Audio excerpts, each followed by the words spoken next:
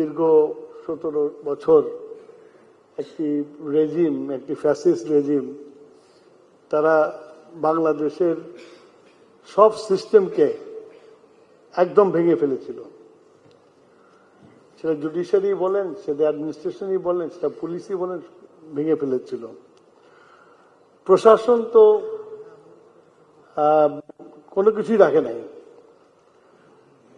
বিশেষ করে আমি যে ডিপার্টমেন্টের পেয়েছি 6 মাস হলো, এই ডিপার্টমেন্টের কোনো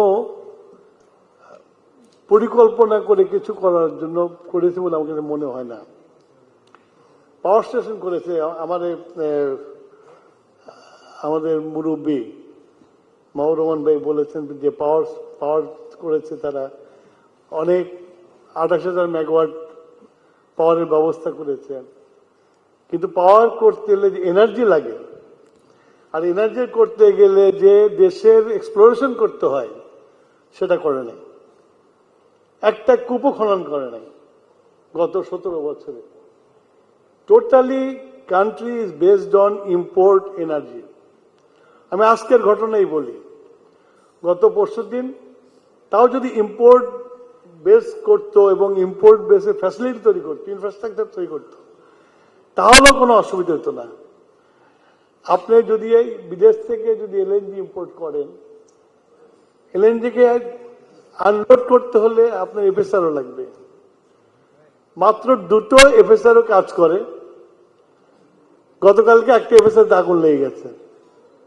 লাকিলি আমার এলএনজির জাহাজ ভিড়তে যে সরে গেছে, নাহলে তো বিশাল বড় একটা অ্যাক্সিডেন্ট হয়ে যেত। এখন আজকে এলএনজি আমরা দিতে পারিনি, আমার প্রেশার ফল করে গেছে গ্যাসের।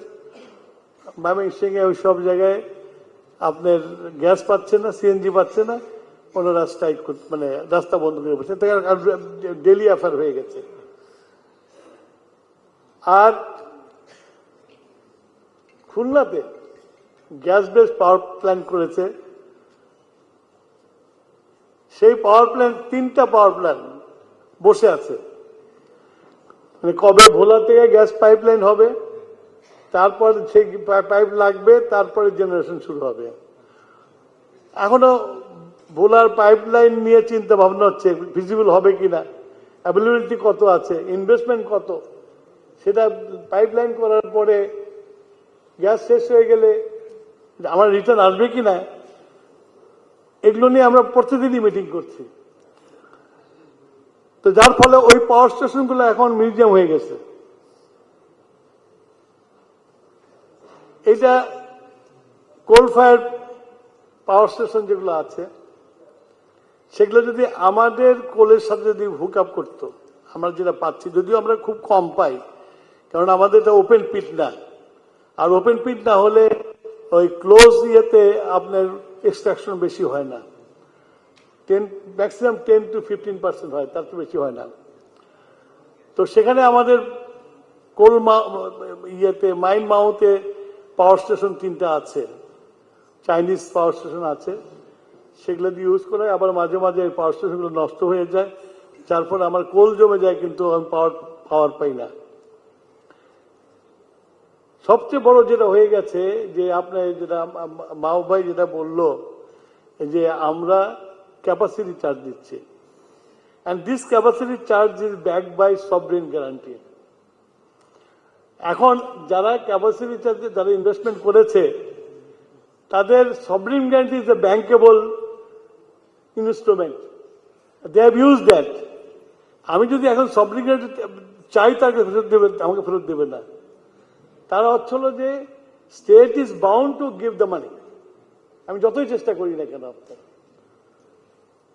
তো আবার বেশি খোঁজাখুঁজি করতে গেলে আপনি বললেন যে ইনভেস্টমেন্টের কথা বললেন, এমনি তো জ্বালানির জমালা আছে, তারপরে আমার ইকোনমিক রেটিং কমে যাবে, কারণ আমি পেমেন্ট করতে পারছি না তাদেরকে। তো এমন একটা পরিস্থিতির মধ্যে আমরা দায়িত্বভার গ্রহণ করেছি, এবং আমরা প্রতিনিয়ত আমরা এই এনার্জি সিকিউরিটি নিয়ে কাজ করছি। আমরা প্রায়ই আমাদের প্রধানমন্ত্রী আমাদের সাথে বসে সিকিউরিটি কিউ করা যায়, নানান অপশনস আমরা খুঁজছি, but it is difficult. Energy itself is a difficult subject. তারপর আবার আপনার ইরান আর ইসরায়েল যুদ্ধ আরেকটা ই করে দিয়েছে। যেমন আমাদের সাথে এলএনজি আনার কন্ট্রাক্ট ছিল কাতারের সাথে, লম্বা কন্ট্রাক্ট ছিল, আবুধাবির সাথে ছিল,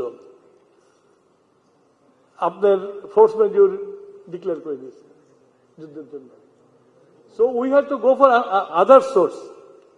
এখন আপনি বোঝেন, যখন আমি আদার সোর্সে যাই এবং আমি যখন হরমুজকে অ্যাভয়েড করতে চাই, প্রাইস অনেক উপরে চলে যায়। এবং গতকালই আজকে আমার পারচেস কমিটির মিটিং আছে, তো আমাদেরকে ভেরি হাই প্রাইসে এলএনজি কিনতে হয়েছে।